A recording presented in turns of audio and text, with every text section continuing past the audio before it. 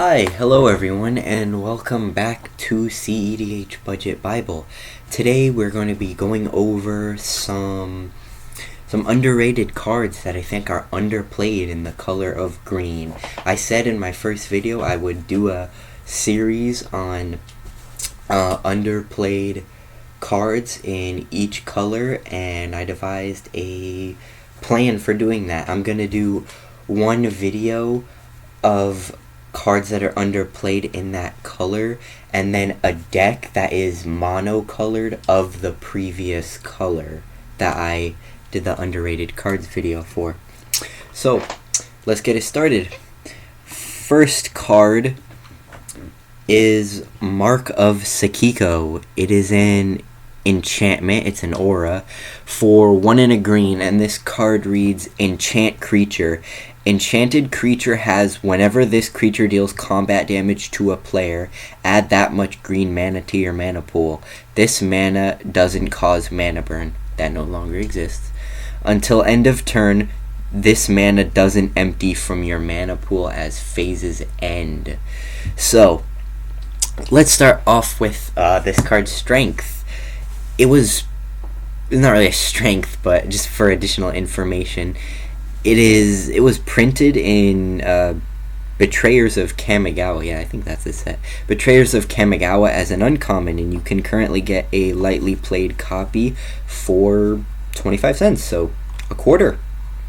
And whenever a creature hits a player, you add that much green mana. So if, like, I don't know, like Kenrith is like a 5/5. If Kenrith hits another player, you get 5 green mana just for having him enchanted with this. And yes, of course, they can remove the creature, and it's a 2-for-1. But if you even hit them once and make more mana than this or the creature, then I see that as a good deal. Like, how are you gonna deny just making mana? This card definitely belongs in Omnath and Sylvala. There's 2 Sylvalas. I'm trying to... The mono green Sylvala, I forget. Sylvala Heart of the Wilds, I think it is. I think that's the mono green one. And so yeah, this card is super good, and it sees almost no play. I've never seen this card played. And additionally, not only do you get the mana, one, it doesn't cause mana burn, which mana burn is no longer existent, and it doesn't empty from your mana pool as phases end. So you can go... I mean, it kind of has to be on the card because you can only gain the mana in combat. So, like, cedh decks aren't playing combat tricks. So, I mean, it would kind of have to be on that card. But, I mean, you could use it in your end step if you wanted. I mean, I could see people playing this in, like, what's that? What's that guy? The Teamer Thrasios deck, the Crom Thrasios Dirtle control. I could see it played in there because, I mean, if Crom hits once, you get enough to activate Thrasios.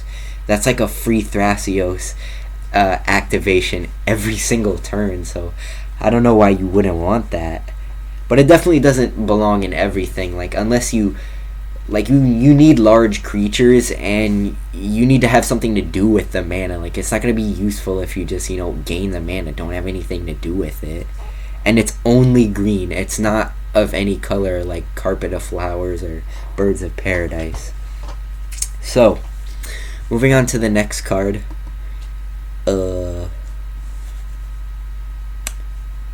My computer doesn't want to work. Lovely.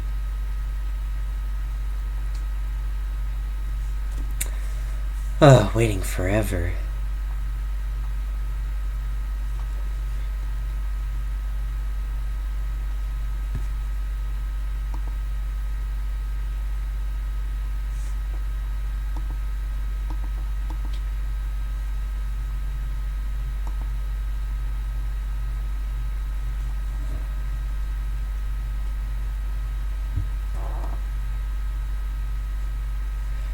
Alright, so the next card is Time of Need, which is...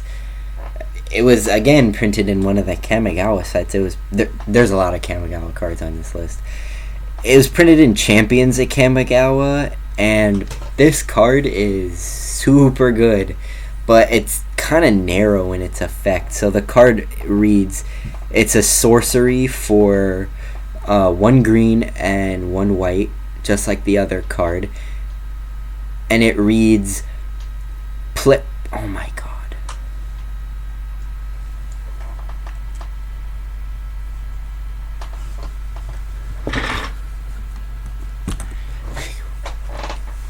Can we act like a normal fucking printer? Jesus.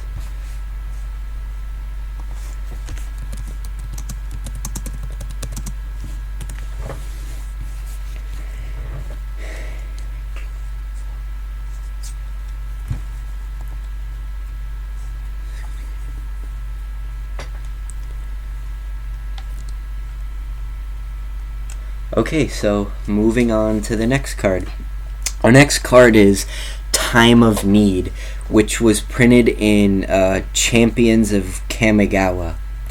Time of Need is a sorcery for 1 green and a colorless, and it reads, search your library for a legendary creature card, reveal it, put it in your hand, then shuffle your library. So this card is currently, you can get a moderately played one for $1.31, which isn't like spectacular, but it isn't bad. And yeah, this card, it just searches up any legendary creature. You know, go get your Kiki-Jiki, your Yisan Wanderer Bard, your I don't. You could get anything legendary with this.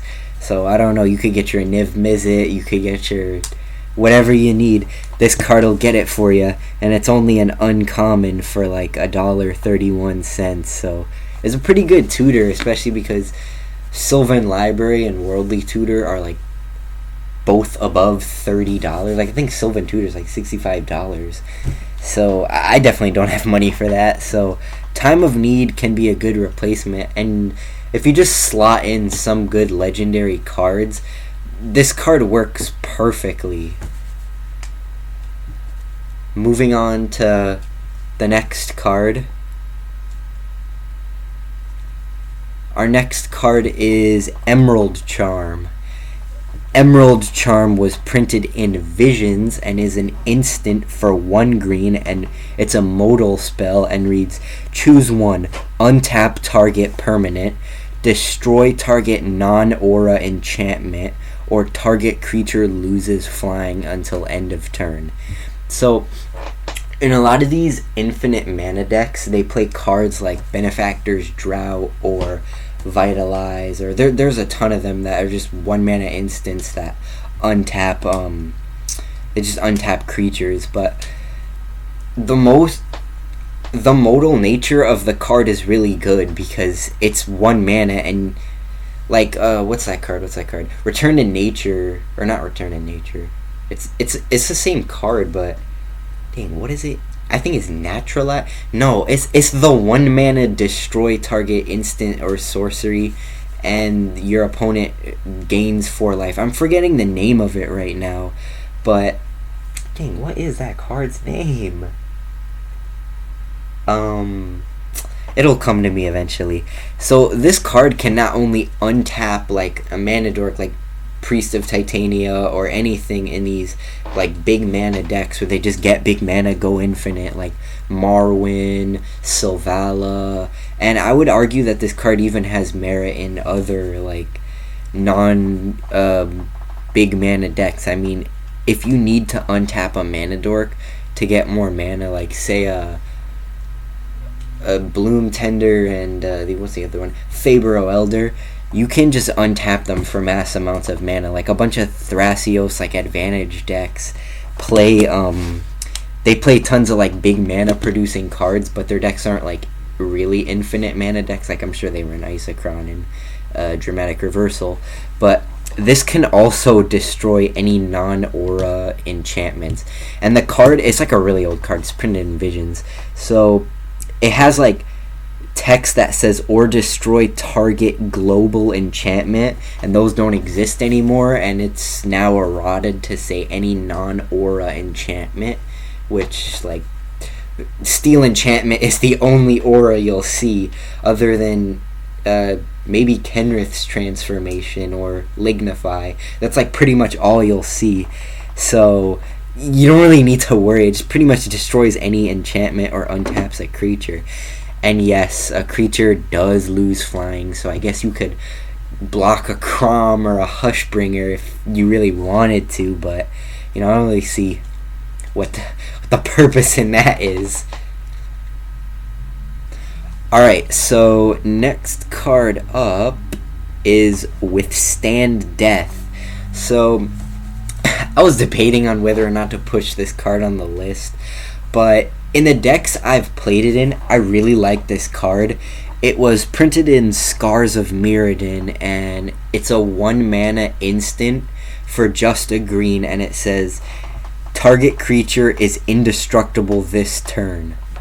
It's just 1-mana green, gives any creature indestructible. Like, oh, what's that card? Heroic Intervention sees a lot of play in, like, green creature decks, like Yisan and Sylvala, and what's another green creature? Omnath, and I'm sure there are more, but there are a lot of green creature decks, and this card just protects any creature at instant speed for 1 green mana. Nothing more, nothing less. And it's going for about 22 cents currently. So if you like this card, go pick up a copy. It's super cheap.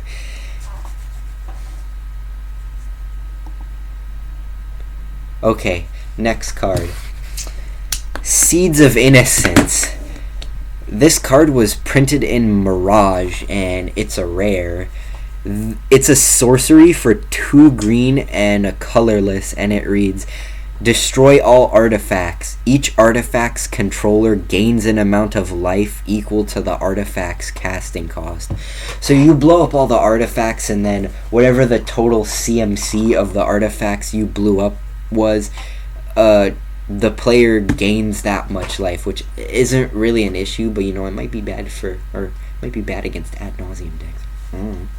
But this card is pretty good. I mean, it just like takes out all the artifacts, and it's not like a collector oof where they just stay around and they can activate them in the meantime, have all kinds of fun with their artifacts once he's gone. No, this permanently destroys them. And yeah, this card is somewhat expensive. However, you can get one for about $2.07 currently, and this is a pretty good card. I would actually pick this card up. I have seen this, I don't know what I was saying. I've seen this card see play in Yisan and Sylvala, but like very fringe. It's not common to see this card, but it does somewhat see play, and I think it deserves to see more play. Moving on to the next card. Our next card is Ground Seal, which was first printed in Odyssey, and it has a bunch of other printings. And let me just get those right now. It was printed in Odyssey, Commander 2018, and Magic 2013. And this card is a 2-mana green enchantment. It's a rare. And it costs 1 green and a colorless. And it reads, when Ground Seal enters the battlefield, draw a card. Cards in graveyards can't be the target of spells or abilities. So what I commonly find is that green decks, like mono green or even dual color green decks, like a Simic or I don't know, not really, like Rurik Thar, or I don't know, what are some other green decks that see play? Like, well, what's that card name? The Golgari Frog. This wouldn't apply because you probably don't want your graveyard sealed off in that deck. But this card is 21 cents, and it's basically just a green version of Grafdigger's Cage. So if you really want to limit the graveyard, and this card replaces itself, by the way, so you won't go down on card advantage, and it's just 2 mana. Like, green decks have tons of ramp with the mana dorks they have. And yeah, this card just seals off the graveyard. It's 21 cents. Has a bunch of printings and different artwork. So if you're looking to seal off the graveyard in green, there's a card for you. Moving on to the next card.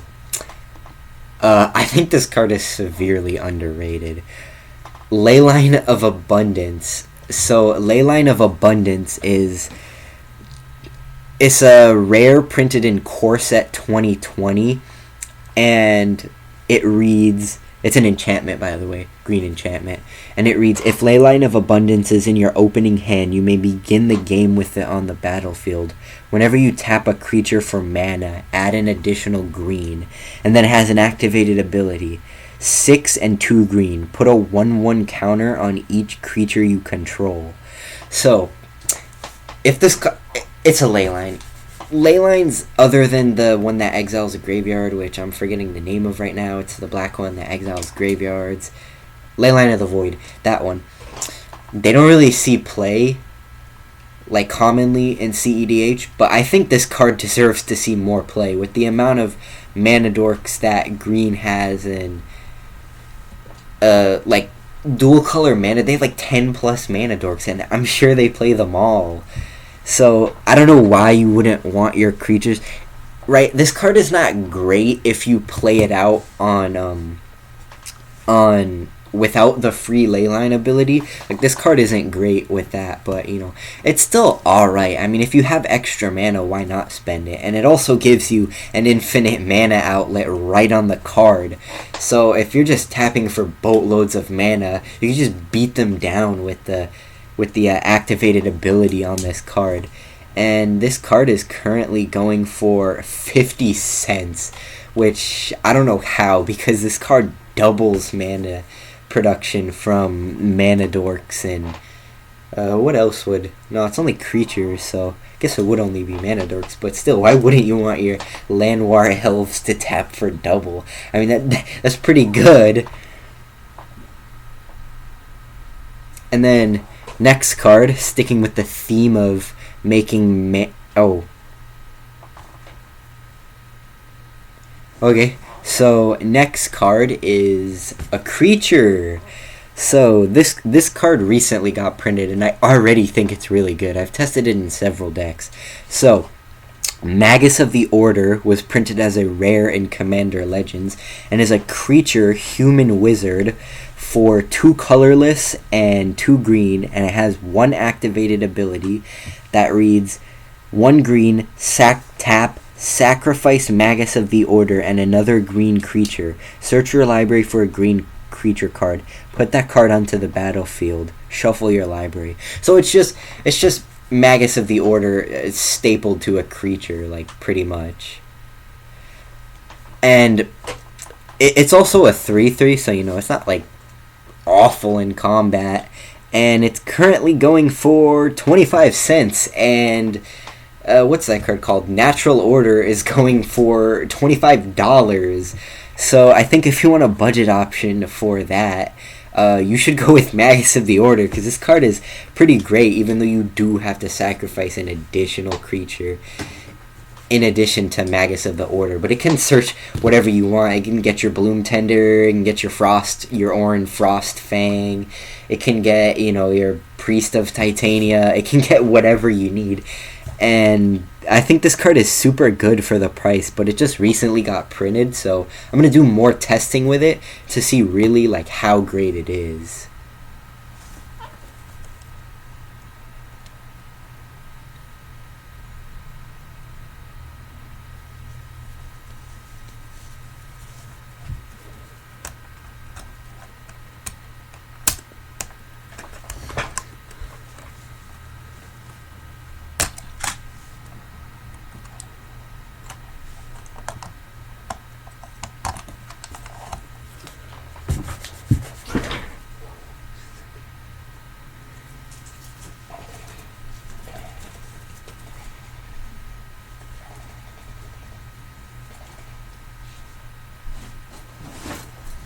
I mean, this card.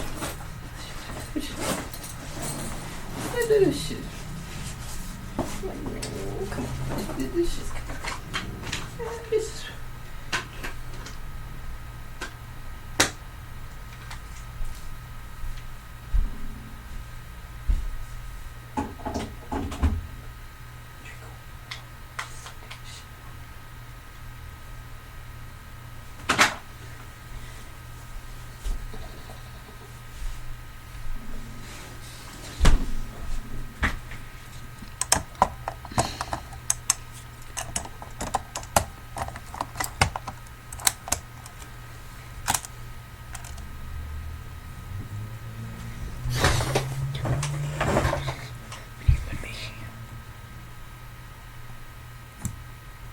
Because they statistically work against you. That's fucked. That's fucked.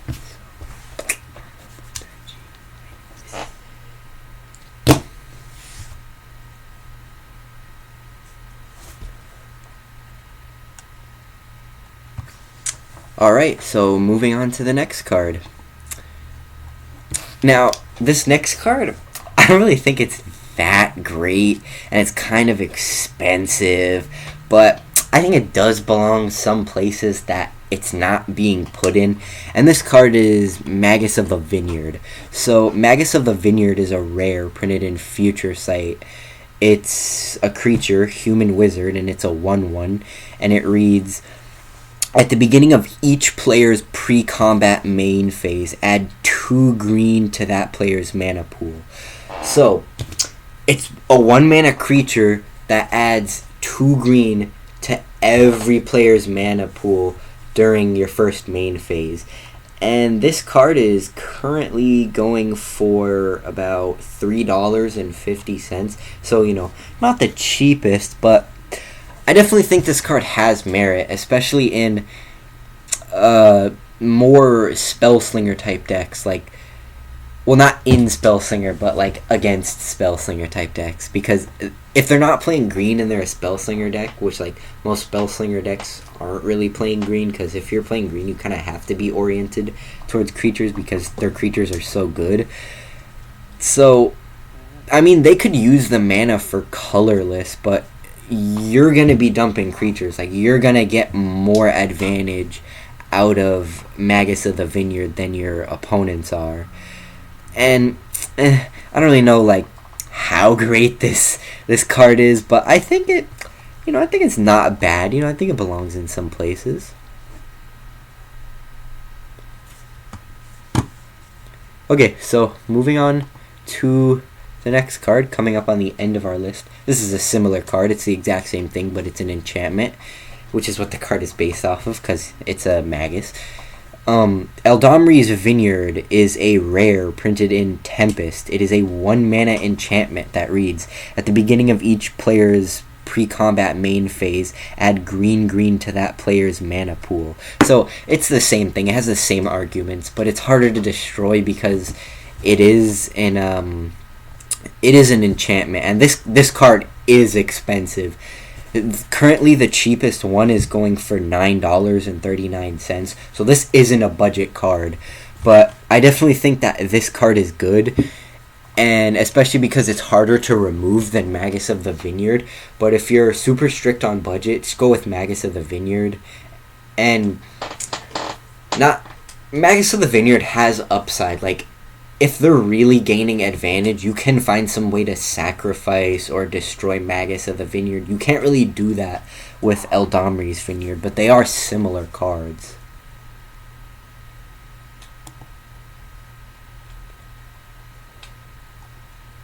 Okay, so next card on the list coming up is Dosan the Falling Leaf. Dosan the Falling Leaf is a rare in Champions of Kamigawa. It is a legendary creature human monk for 2 green and a colorless, and he's a 2/2. I told you there were a lot of cards from Kamigawa on this list. And he reads, players can play spells only during their turns. So this card is similar to that Teferi Mage of Zalfir, which sees no play, but this card is cheaper, and I think it fits better in green decks. And this card is not budget by any metric, Currently the cheapest one is going for $12, so this is the most expensive of the list. This card used to be way cheaper. Like 2 months ago when I had the idea of making this video, this card was sitting around $3 for a near mint copy. And suddenly it just shot up. Like, I don't know why this card suddenly got so expensive. Maybe some of you could explain that to me in the comments. But yeah, this card is basically the creature version of Defense Shield, or whatever that card is that makes 3 mana more to play instance. I think it's called Defense Shield, right? Or Defense Grid. Defense Grid is the card.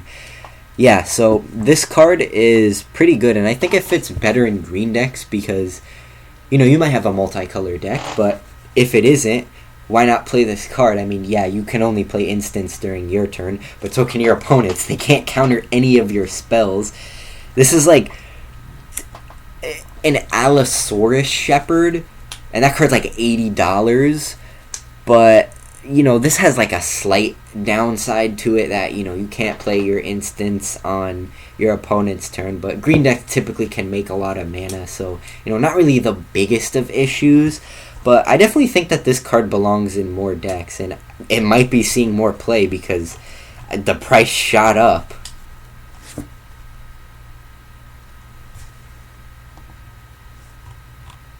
Okay, so moving on to the next card on our list. This is the final card on our list.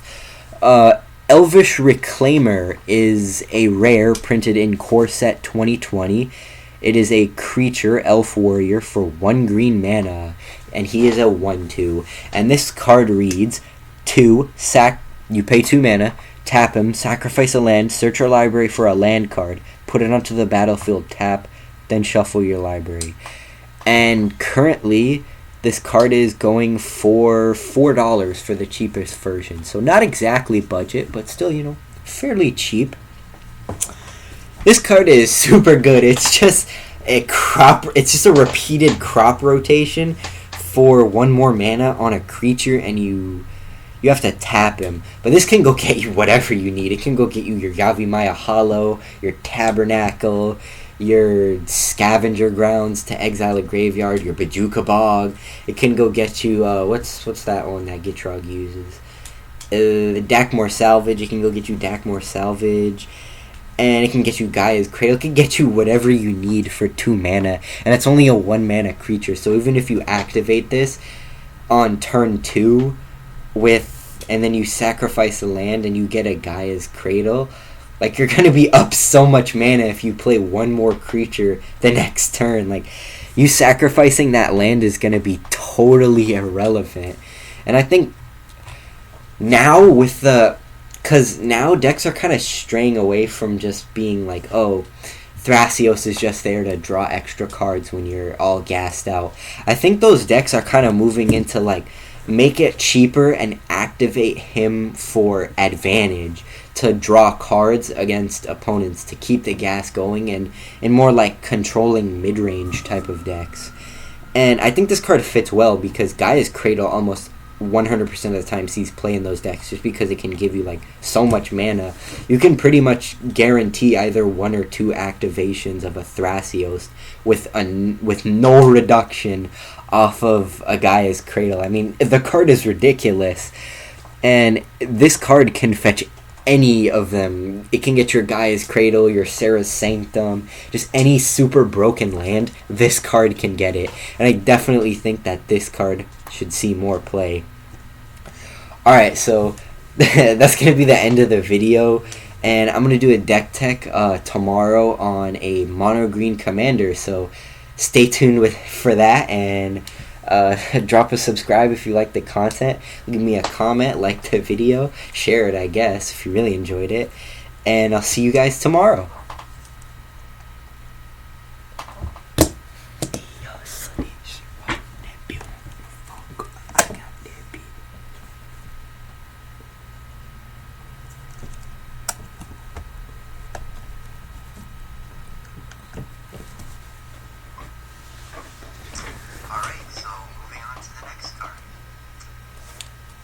Now, this next card, I don't really think it's that kind of expensive, but I think it does belong some places that it's not being put in.